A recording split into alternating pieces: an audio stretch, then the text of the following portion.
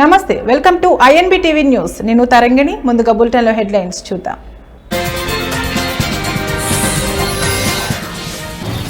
AP సర్కార్ కీలక నిర్ణయం, ఆలయాల తనిఖీల కోసం ప్రత్యేక అధికారులు.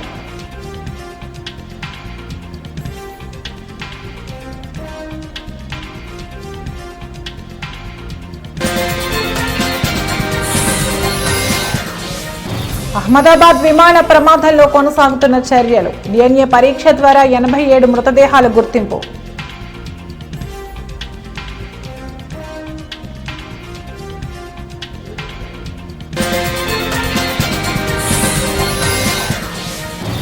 బీఆర్ఎస్ ఎమ్మెల్యే కౌశిక్ రెడ్డికి షాక్, పిటిషన్ను కొట్టివేసిన హైకోర్టు.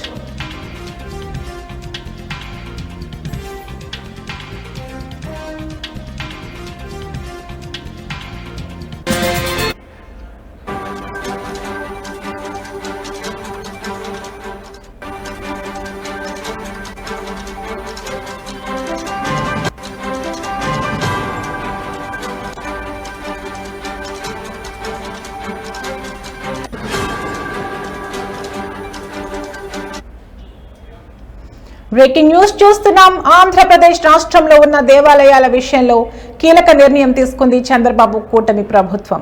ఆంధ్రప్రదేశ్ రాష్ట్రంలోని ఆలయాలలో తనిఖీల కోసం ప్రత్యేకంగా అధికారులు రంగంలోకి దిగబోతున్నారు. రాష్ట్రంలో ముఖ్యంగా సింహాచలం, అన్నవరం, బెజవాడ, కనకదుర్గమ్మ, వాడపల్లి, ద్వారకా తిరుమల లాంటి మొత్తం 22 ప్రధాన ఆలయాలలో నిత్యం తనిఖీలు చేసేందుకు కీలక నిర్ణయం తీసుకుంది చంద్రబాబు నాయుడు ప్రభుత్వం.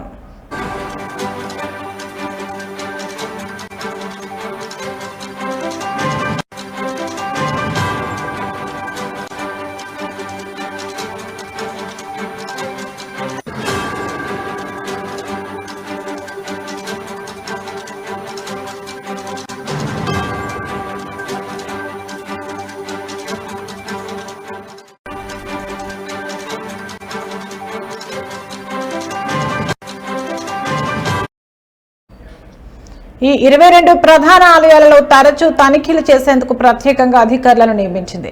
ఈ మేరకు దేవాదాయ శాఖ కమిషనర్ రామచంద్రమోహన్ అధికారిక ఉత్తర్వులు జారీ చేశారు.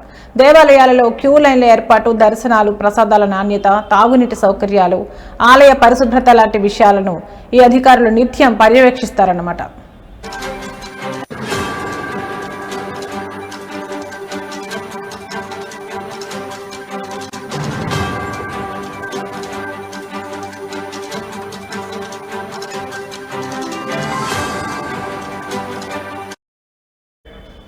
ఎలాంటి లోపాలున్నా ఈ అధికారులు గుర్తించి ప్రత్యేక నివేదిక ప్రభుత్వానికి ఇస్తుందని తెలుస్తోంది. దానికి తగ్గట్టుగానే ప్రభుత్వం చర్యలు తీసుకుని భక్తులకు ఎలాంటి సమస్యలు లేకుండా చేయనుంది.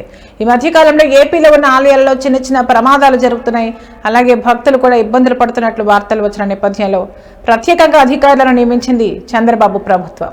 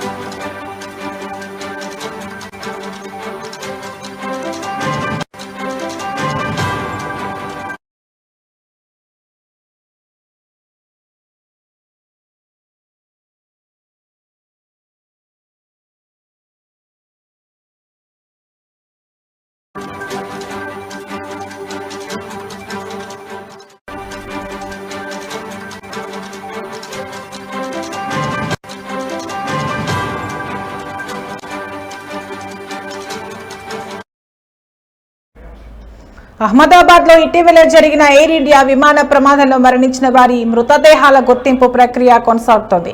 అహ్మదాబాద్ సివిల్ ఆసుపత్రిలో DNA పరీక్ష ద్వారా ఇప్పటి వరకు 87 మృతదేహాలను అధికారులు గుర్తించారు. ఇప్పటికే 47 మృతదేహాలను కుటుంబ సభ్యులకు అప్పగించారు. ఇక మిగతా గుర్తింపు మృతదేహాలను సైతం కుటుంబ సభ్యులకు అప్పగించనున్నారు. ఇక ఇదే ప్రమాదంలో ప్రాణాలు కోల్పోయిన గుజరాత్ మాజీ సీఎం విజయ్ రూపానీ డెడ్ బాడీని అధికారులు DNA పరీక్ష ద్వారా గుర్తించిన విషయం తెలిసిందే. నేడు రూపానీ అంత్యక్రియలు ప్రభుత్వ లాంఛనాలతో జరగనున్నాయి.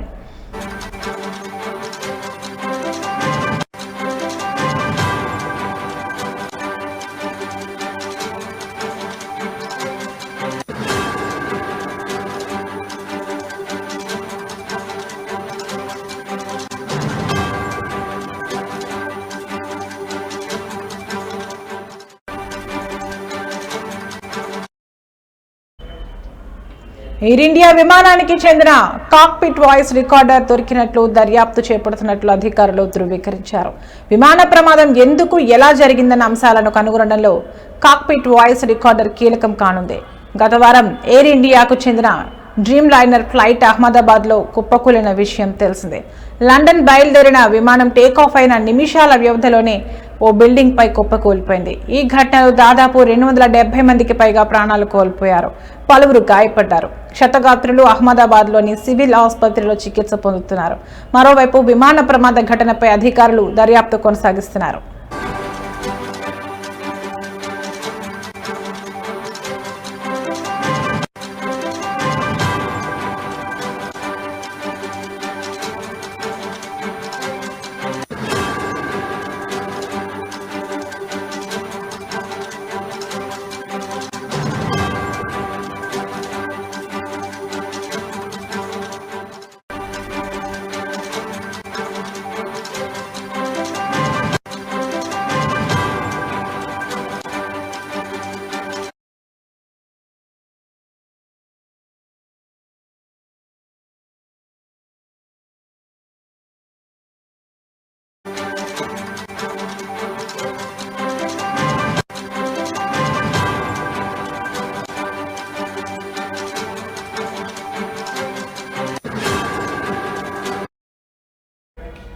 బ్రేకింగ్ న్యూస్ చూస్తున్నాం. బీఆర్ఎస్ ఎమ్మెల్యే పాడి కౌశిక్ రెడ్డికి తెలంగాణ హైకోర్టులో చుక్కెదురైంది. కౌశిక్ రెడ్డి హైకోర్టులో దాఖలు చేసిన పిటిషన్ను ఇవాళ హైకోర్టు కొట్టివేసింది. సుబేదారి PS లో తనపై నమోదైన కేసు కొట్టేయాలంటూ కౌశిక్ రెడ్డి హైకోర్టును ఆశ్రయించిన విషయం తెలిసిందే. గతంలో క్వారీ యజమాని మనోజ్ ను కౌశిక్ రెడ్డి బెదిరించారనే ఆరోపణలు వెలుగులోకి వచ్చాయి. కమలాపురం మండలం వంగపల్లిలో క్వారీ మనోజ్ నిర్వహిస్తున్నారు. మనోజ్ భార్య ఉమాదేవి ఫిర్యాదు మేరకు కౌశిక్ రెడ్డిపై సుబేదారి PS లో కేసు నమోదైంది.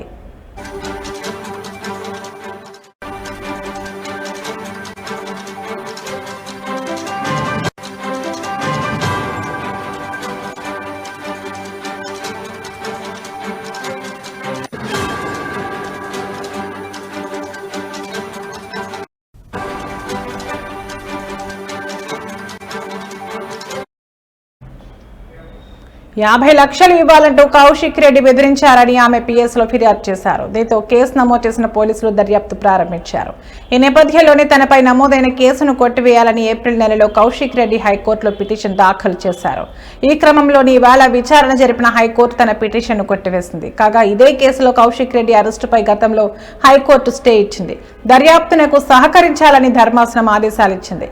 రాజకీయ కక్షల కారణంగానే ఈ కేసు నమోదు చేశారని కౌశిక్ రెడ్డి తరపు న్యాయవాది నాడు కోర్టులో వాదనలు వినిపించారు.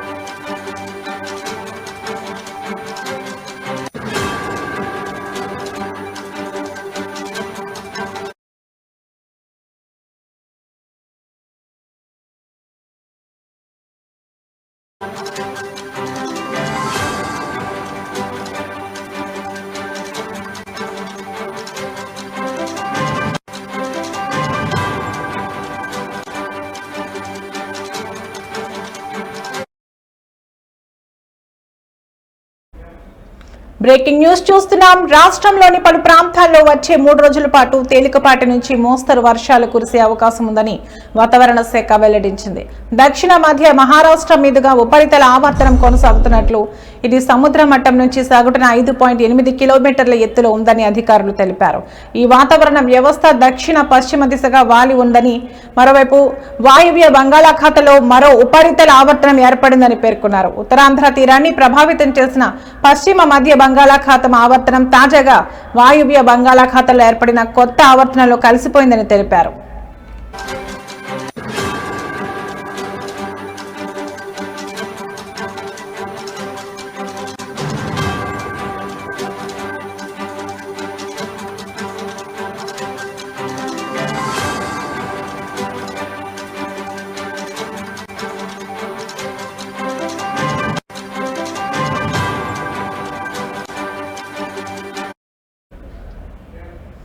దీని ప్రభావంతో రాష్ట్రంలోని దక్షిణ ఉత్తర జిల్లాలో వర్షాలు కురుస్తాయని వాతావరణ నిపుణులు సూచించారు.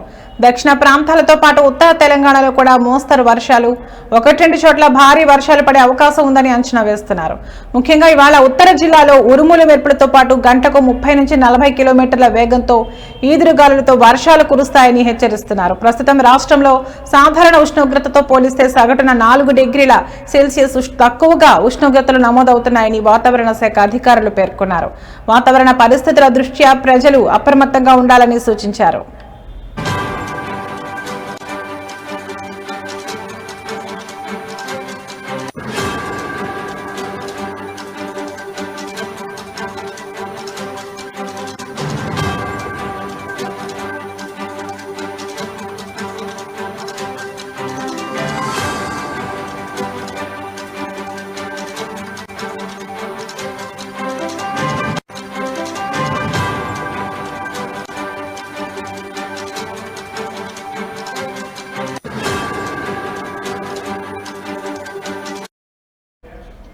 రాష్ట్రంలోని పలు ప్రాంతాల్లో వచ్చే 3 రోజుల పాటు తేలికపాటి నుంచి మోస్తరు వర్షాలు కురిసే అవకాశం ఉందని వాతావరణ శాఖ వెల్లడించింది. దక్షిణ మధ్య మహారాష్ట్ర మీదుగా ఉపరితల ఆవర్తనం కొనసాగుతున్నట్లు, ఇది సముద్ర మట్టం నుంచి సగటున 5.8 కిలోమీటర్ల ఎత్తులో ఉందని అధికారులు తెలిపారు.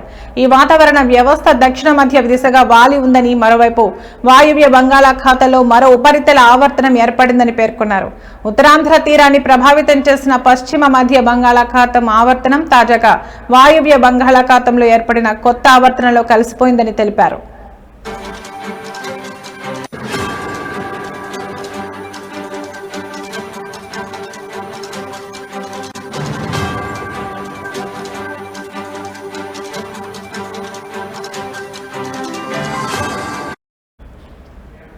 దీని ప్రభావంతో రాష్ట్రంలోని దక్షిణ ఉత్తర జిల్లాలో వర్షాలు కురుస్తాయని వాతావరణ నిపుణులు సూచించారు. దక్షిణ ప్రాంతాలతో పాటు ఉత్తర తెలంగాణలో కూడా మోస్తరు వర్షాలు, 1-2 చోట్ల భారీ వర్షాలు పడే అవకాశం ఉందని అంచనా వేస్తున్నారు. ముఖ్యంగా ఇవాళ ఉత్తర జిల్లాలో ఉరుములు మెరుపులతో పాటు గంటకు 30 నుంచి 40 కిలోమీటర్ల వేగంతో ఈదురుగాలులతో వర్షాలు కురుస్తాయని హెచ్చరిస్తున్నారు. ప్రస్తుతం రాష్ట్రంలో సాధారణ ఉష్ణోగ్రతతో పోలిస్తే సగటున 4 డిగ్రీల సెల్సియస్ తక్కువగా ఉష్ణోగ్రతలు నమోదవుతున్నాయని వాతావరణ శాఖ అధికారులు పేర్కొన్నారు. వాతావరణ పరిస్థితుల దృష్ట్యా ప్రజలు అప్రమత్తంగా ఉండాలని సూచించారు.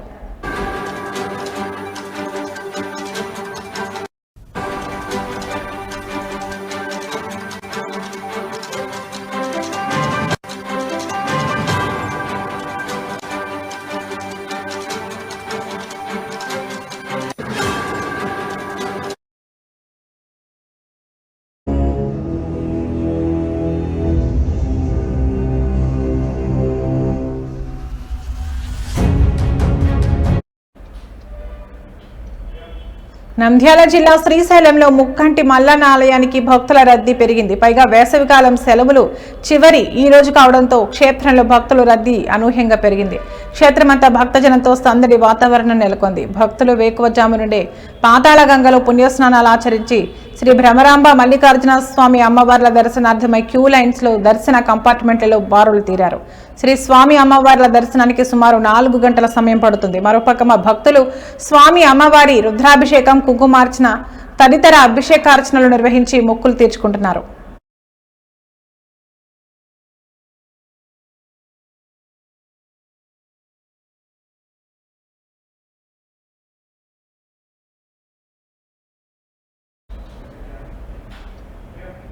ఇవి ఇప్పటివరకున్న బులెటిన్ అప్డేట్స్. మరో బులెటిన్లో మళ్ళీ కలుద్దాం. నమస్తే.